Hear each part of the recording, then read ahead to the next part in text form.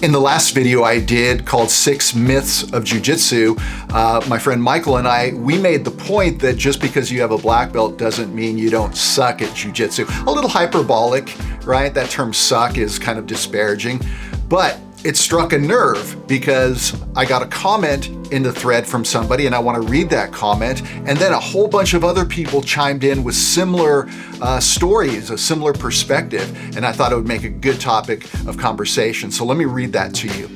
Speaking for myself, as a 47-year-old 4-stripe brown belt, I've been training for over 12 years now, and the closer I get to that black belt promotion, the less motivated I feel to train, precisely because I don't want to be one of those black belts that suck. To be honest, I'd happily have stayed a purple belt for life, as I do think that's my true level of skill. I have competed occasionally from white to purple, did okay in some competitions, but never lit the world on fire with my performances. The closer the promotion to black belt gets, it feels more like something looming over me than something to look forward to. Okay, let's talk about imposter syndrome.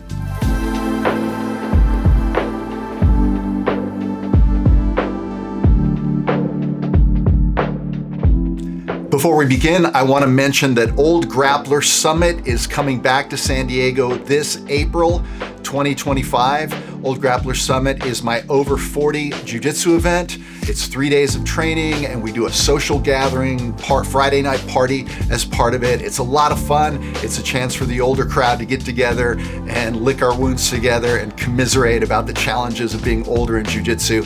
If you're interested in participating in that, please just go to my website, rickellis.com, and click the events tab.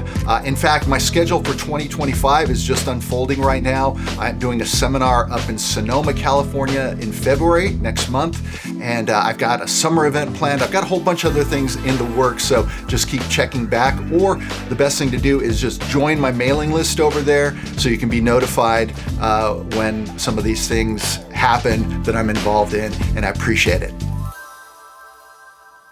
Generally speaking, I think imposter syndrome is a positive thing. Why? Because it's extremely common to get comfortable at whatever belt you are. You get awarded a blue belt, you feel unworthy of that promotion, but a couple years later, once you've been wearing that blue belt for a while, you're really comfortable as a blue belt. And that's true of every belt. You get real comfortable at that level. And probably the biggest benefit of the belt system in jiu-jitsu is that it periodically dislodges you from that comfort so that you have to represent a new belt level. Speaking of belts, there is a desire in jiu-jitsu always, and we are all susceptible to this, and that is the desire to represent your belt perfectly. If you are a blue belt, you want to be able to tap all the white belts. If you're a purple belt, you want to be able to tap everybody blue and below. But is that realistic? I don't think it's realistic. Why? Because we all come in different shapes and sizes. We all have, are a varying range of age in jiu-jitsu, right? Can you really expect a 50-year-old purple belt to set the world on fire the way, say, a 20-year-old purple belt would set the world on fire? No, of course not. You can't. So this idea, and in a jiu-jitsu room, in a training room, everybody trains with everybody. This is not like the UFC where every 15 pounds is a weight category. And there is a massive difference between the 185ers and the 170ers in UFC. And that's 15 pounds in a jiu-jitsu room is just a rounding error. And we all train with everybody. You train with someone that's 20 pounds heavier. You train with someone that's, 20 years younger. You train with someone that's way more athletic than you, taller, longer, lankier. Everybody's a challenge. Everybody brings something that is difficult. And so there's this desire to represent your belt perfectly, but that's only realistic to do when everything else is equal, right? If you're a 50-year-old purple belt, the only real measure of your skill as a 50-year-old purple belt is to go against another 50-year-old purple belt that is roughly your size, roughly your strength, and, roughly similar attributes. Everything else is kind of an illusion out there. It's an illusion. Nobody in the UFC has any expectation that a 170 pounder is going to be successful against a 185 pounder. There's a massive difference between that. And again, we're talking about 15 pounds. But in the training room, everybody trains with everybody. And so you get a little bit of a false, it's kind of a false metric in terms of your own capability because you're going against everybody. And so no, just because you have a blue belt doesn't mean that you're going to defeat every white belt in the world. That's just ludicrous. And even within the belts themselves, there is a massive range. A hobbyist blue belt, maybe the guy's 40 years old, he's got a family and kids and obligations, he can only train a couple times a week, but he's done enough to earn a blue belt. Okay, so there's that guy. He's not particularly athletic, he's just your average Joe. Versus the blue belt world champion. Right? That's a huge range. I sparred last year with the female blue belt world champion. She's 16 years old, female blue belt world champion. And let me tell you, she was tough as hell. You cannot sleep on that girl or she will choke you out. She had some sequences so well honed and so precise and so tight that they were amazing, right? And so that's the other end of the spectrum. You've got the world champion blue belt and you've got the new, sort of hobbyist blue belt, which just shows you that even within the belts, there is a vast range. It's an imperfect system. Maybe the belt system needs to get reimagined in some way to account for attributes and age and, sort of like in golf, maybe there needs to be a handicap. But it is what it is. And so the belts are not a precise metric. They're just a general indicator of where you are at in the journey of jiu-jitsu. That's all they are. And, this person who posted that comment, 47 years old. He's almost 50 years old. He's a 4-stripe brown belt who's almost 50 years old. And I guarantee he's good. He has a self-perception that he kind of sucks. He said that purple belt is his, what he feels is his true level. Now, let me let you in on a secret as far as that goes, because a 4-stripe brown belt, okay, that's basically a black belt, new black belt. If purple belt is his true measure, according to him, well, that's 2 belts below. Well, let me let you in on a little secret. In my experience in jiu-jitsu, you are only going to be dominant against people that are 2 belts below, right? That's usually about the calculus. In other words, what I mean by that is that, okay, I'm a black belt, and I've been a black belt for a while, right? I've been a black belt for a while. So a couple belts below would be brown belts for me. I am really comfortable going against the brown belts. Honestly, brown belts are no big deal for me. Now, they can be really tough. Sometimes you get caught by a brown belt. It's not that I don't get tapped once in a while by them. It's not that there aren't some that are a nightmare. But generally speaking, technically, the brown belts are not a massive challenge for me. Purple belts are no big deal at all. Blue belts, no big deal at all. But again, we're talking about the general feeling there. And so if this guy who made that comment, if he feels like purple belt is his true level of skill, well, he is experiencing what I've experienced, which is that you're only going to be decisively better than someone when you're 2 belts above. When you're closer than that, the only way to be decisively better is if you have a huge difference in physical attributes. If you're 20 pounds heavier, if you're bigger, stronger, okay, you can both be a blue belt and you're going to have an advantage because you're just bigger. But in a general sense, it takes about 2 belts of more capability to be decisively able to handle those things. Huron and Henner Gracie have something that they call the Boyd belts. Boyd was the name of one of their black belt students who was getting up there in years. He was in his 60s, and he came to them and he said, I think you need to demote me because I'm struggling now against the lower belts in a way that I never struggled before. And so they came up with a formulation. The formulation is that for every 20 years or, for every 10 years or every 20 pounds, that's the equivalent of one belt difference. In other words, if you are a blue belt and your opponent is a blue belt who's 10 years younger than you, well, the relative challenge to you would be similar if you guys were matched in size, but he was a purple belt. Or if you're, in the case of our friend here, he's a 4-stripe brown belt at 47. If he goes against a purple belt that's 27, okay, there's 20 years there. That's 2 belts. That means purple, brown, black. It means that the relative difficulty, maybe not the technical difficulty. We're not talking about, your technique versus there. We're just talking about the overall challenge is going to be similar to someone being 2 belts above. And, we can argue over those parameters. Are they precise? No, probably not. But it's a good rule of thumb. I think there's something to that. And again, it means that we have to keep ourselves in perspective here. And also ask yourself, why do you train Jiu Jitsu? Why are you training Jiu Jitsu? If you're training Jiu Jitsu to have fun, to get fit, to make friends, to do something challenging, to as an escape from the day-to-day stresses that you face, well, then Jiu Jitsu is a beautiful way to do that.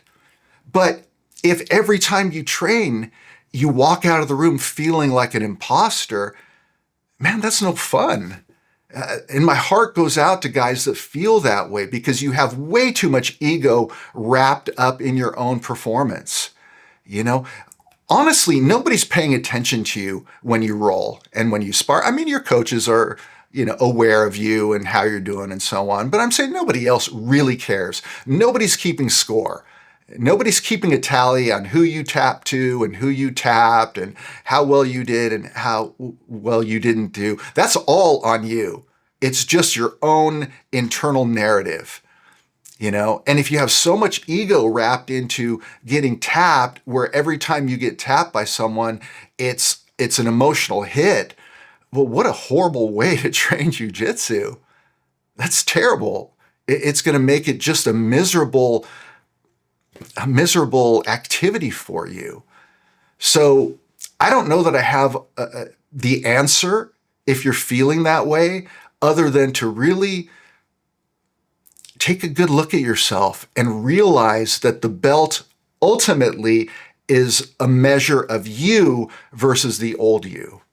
That's all the belt represents. How far have you come in this journey? Because I guarantee our brown belt friend who's 47, if a 47-year-old version of him as a white belt walked in the room, it would be trivial, utterly trivial for him to deal with that guy.